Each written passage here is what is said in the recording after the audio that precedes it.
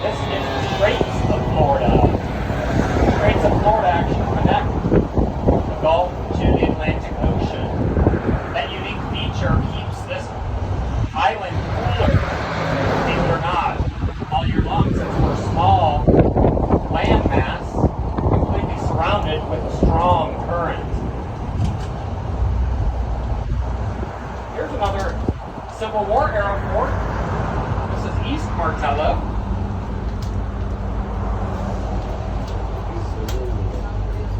Cool. Oh, look at that anchor. Way back in 1861, Florida seceded from the United States. And they fought for the Civil War as the South. However, Key West remains Union territory. That's a good sized one, too. Yeah. Key West, there's several over here. On the ground. Key West remains Union territory. Imagine that. Because the Navy was here all that time. So this property, a lot of this property was down here, was owned by the federal government. So we stayed Union. Blockaded 200 ships trying to supply arms and munitions to the South. We helped shorten the Civil War because of that. Yeah. But it divided our city, as you could imagine. Some people's loyalty remained to the state of Florida. Some people's loyalty remained to the country as a whole. So down here, it tore families apart. You might have father and son fighting on different sides of the Civil War.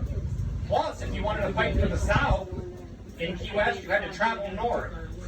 Think about that for a second. You wanted to fight for the South, you had to travel north, because this was Union territory. That's weird. There's a bunch of them over there, aren't there? Yeah. That's because it's warm today. It's really weird down here, you guys. Our coolest temperature ever recorded in Key West was 41. So sometimes, I've lived here almost 13 years full time. I've never seen it get down to 41. We're frost free down here. We've never seen frost. However, we'll get down like into the 50s. When that happens, like low 50s, these iguanas become immobilized because they're cold-blooded animals. They need heat to keep their body moving. So they kind of like do a freeze motion. They'll fall out of trees onto anything. Your car, in your pool. There's people at restaurants, they fall onto their tables while they're eating. Wow. Yeah. And then they just lay there. They look like they're dead. And they're not. They're just waiting to heat up so they can move. Yeah, it's really, really bizarre. Yeah, That's pretty cool. Kind of like that. Kind of like hibernating. It's really bizarre. Every once in a while in our paper it'll show like a resort and get interviews from people that are visiting here with an iguana laying on their table. You know, they're eating breakfast and boom, here comes an iguana. Yeah. But you could eat them if you wanted to. Look, there's grills over here, you guys. Nice. Double grills right there. Yeah. You can humanely kill them. I've never eaten iguana here. I know, I've had friends that have eaten iguana. So what's the best way to kill them? To chop their head off. Yep. Machete. Same thing with a python. Yep. Instantly. Chop their head off. This is our airport straight ahead of us. That it was once Meacham Field, an army base, had blimps out here. Then during the Cuban Missile Crisis, down on the beach on the side of the island, they had Tomahawk missiles set up, aimed straight across the straits, straight across Florida Straits, aimed at Fidel Castro, aimed at Cuba. Yep. Yeah. That's what Irma did to our old tower here at the airport. Check it out, you guys. You can tell what a wind event she was. A hurricane level 4 is 150 mile an hour winds. That's what she came in at. Yep. If you're following along on your maps on our tour, I have to detour here. But down along here on the right-hand side is Smathers Beach, the largest public beach in Key West.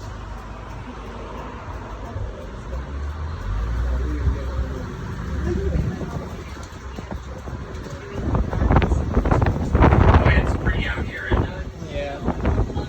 Yeah, it's gorgeous on the side, especially when we have block boots out there and stuff. It's neat to see them. About 6 miles out is about as far as your eye can see it. That water line all the way, way out there is about 6 miles. We have a Great Barrier Reef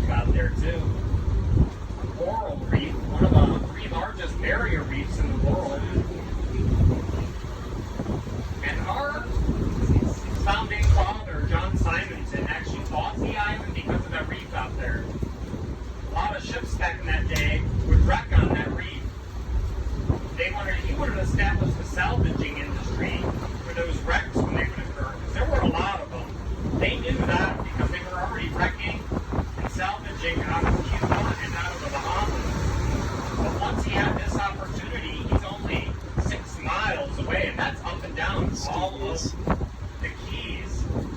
That barrier reef runs up near Key Biscayne all the way down the Keys and out into the Gulf of Mexico, the dry Tortugas. So all those wrecks going on gave rise to wrecking courts down here. They would determine the amount of salvage that would be distributed out of each wreck. They set up guard towers on the side of the island.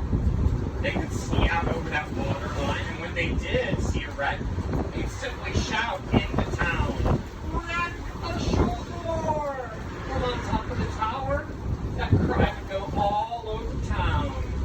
Everybody would race out to the wreck because the first person put their hand on it becomes the wrecking master. They have